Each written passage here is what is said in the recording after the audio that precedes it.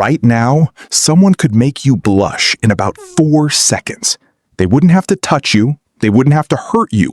They'd just have to say one true thing about you, out loud, in front of other people. And the heat would climb your neck, flood your face, and announce to the entire room what you were feeling before you decided to feel it. You didn't choose that. You can't stop it, you can't fake it, and you can't suppress it. There is a system inside you that takes your most private, most vulnerable moment and broadcasts it on your face in a color everyone can read. Every other feeling you can hide. Fear, you can swallow. Anger, you can mask. Grief, you can carry behind a flat expression for years. But shame, embarrassment, exposure, those your body refuses to keep secret. It paints them on you. And here is the strange part. This isn't a flaw. It isn't a glitch. Evolution built this on purpose. It spent hundreds of thousands of years making sure that when you are caught, your body would betray you. And that betrayal is one of the reasons your ancestors survived. Let's start with what's actually happening to your face. When you blush, the tiny blood vessels in your cheeks, your neck, your ears suddenly widen. It's called vasodilation. More blood rushes to the surface of the skin, and because your facial skin is thin and rich with vessels, that blood shows through as red and radiates as heat. Now, blood vessels widen all over your body for all kinds of reasons. That part is ordinary. But here is what is not ordinary. The blushing response is controlled by your sympathetic nervous system, the same automatic system that runs your fight or flight, your heartbeat, your sweat. It is not under conscious control. You cannot will your cheeks to flush the way you'd raise your arm, and you cannot will them to stop. But it gets stranger, because the vessels in your face respond to emotional signals in a way the vessels in the rest of your body simply don't. Researchers have found that the facial blood vessels behave differently. They are unusually sensitive, unusually reactive, wired more tightly to social emotion than skin anywhere else on you. Think about what that means. Your body evolved a special, dedicated, uncontrollable way to change the color of the one part of you that other people look at most, the face. The exact surface every human being is built to read. That is not an accident. A signal that specific is a signal that was selected for. Which brings us to the man who first realized how deep this puzzle goes. In 1872, Charles Darwin wrote an entire book about the human face. It was called The Expression of the Emotions in Man and Animals, and in it, he called blushing the most peculiar and the most human of all expressions. The most human. Because Darwin noticed something that still stops scientists today. No other animal blushes. Not really. Dogs don't. Chimps don't. Your closest primate cousins, sharing almost all of your DNA, do not flush with shame when they're caught. As far as we can tell, in the entire animal kingdom, this response, visible reddening from social emotion, belongs to us alone. And that told Darwin something important. Whatever blushing is for, it is tangled up with whatever makes us human. But Darwin also hit a wall, because blushing made no sense to him as a survival tool. Think about it from the outside. You do something embarrassing. You get caught in a small mistake, a small shame, and your body's response is to light up a bright red flag that screams to everyone watching, "Look at me. I am weak right now. I am exposed. I know I did something wrong." Why on earth would evolution build that? Every other instinct we have is about hiding weakness. An injured animal conceals its limp so predators won't target it. We bluff, we posture, we project more confidence than we feel. Weakness, in nature, gets you killed. So why would we, and only we, evolve a response that advertises our weakness, in high definition, on our faces at the exact moment we'd most want to disappear? For over a century, that was the paradox, a signal that hurts the sender. It shouldn't exist. To solve it, you have to understand one more thing about blushing that makes it even weirder.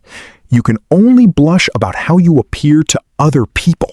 Sit alone in a locked room and almost nothing will make you blush. But replay a humiliating memory, imagine other people watching you, and the heat returns, alone in an empty room with no one there, because your brain has conjured the eyes. That means blushing requires something almost no other creature has. It requires you to hold inside your head a model of what other people are thinking about you, to care not just what happens, but what they think of what happens. Psychologists call this self-consciousness, the ability to see yourself through someone else's eyes. A dog feels fear, but a dog does not lie awake wondering if the other dogs think it's a fool. You do, and blushing is the physical proof that you do. It only exists because somewhere in our evolution, human beings became the animal that lives inside other people's opinions. Now hold those two facts together. Blushing is uncontrollable, and blushing only happens in front of others, real or imagined, a signal you cannot fake, tied directly to how you appear to your group. And suddenly, the paradox starts to solve itself. Because a signal you cannot fake is worth something no other signal is worth. It is honest. Here is the idea that changed how scientists understand blushing. Imagine you are living, as your ancestors did, in a small group, 30 people, maybe fewer. Your entire life depends on these people. There are no strangers to fall back on, no other tribe to join. If this group turns on you, you are finished. Exile in that world was a death sentence. In a group that tight, the most important question anyone can ask about you is simple. Can we trust this person? Do they know the rules? Do they feel it when they break them? Or are they a danger? Someone who cheats, takes, lies, and feels nothing. Now imagine two people who each make the same social mistake. Each one crosses a line, breaks a small rule, embarrasses someone. The first person's face stays blank, cool, untroubled. The second person's face floods red. They look down. They are visibly, helplessly ashamed. Which one do you trust more? It's not close. The one who blushed.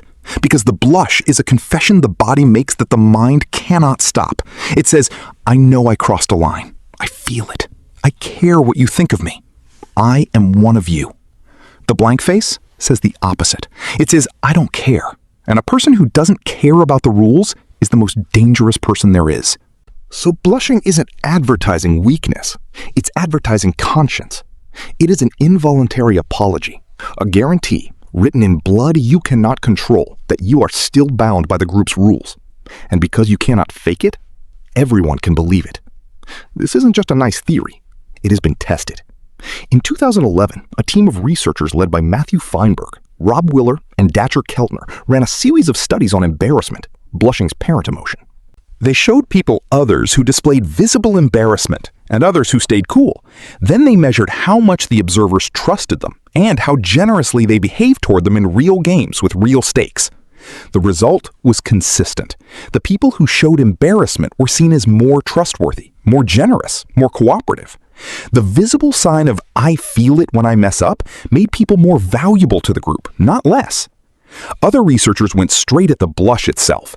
Dijk and Dijk de Jong in the Netherlands showed people accounts of someone committing a social mistake. In some versions, the person blushed, in others they didn't. The person who blushed was judged more forgivable, more likable.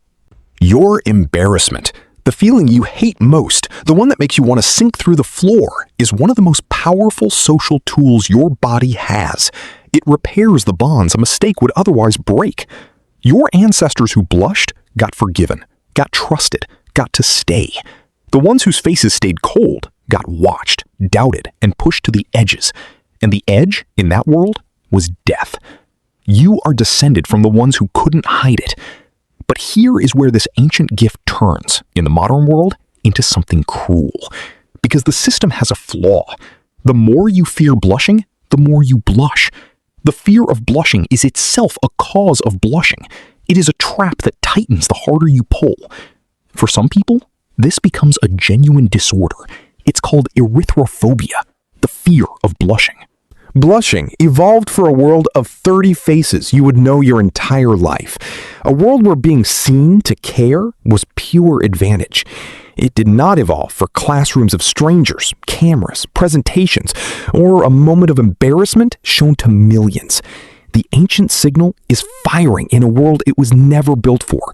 So the thing that once saved you can now feel like it's ruining you. Same mechanism, different world. But even now, even at its most painful, it is doing exactly what it was built to do. It is telling the truth about you when you'd rather lie.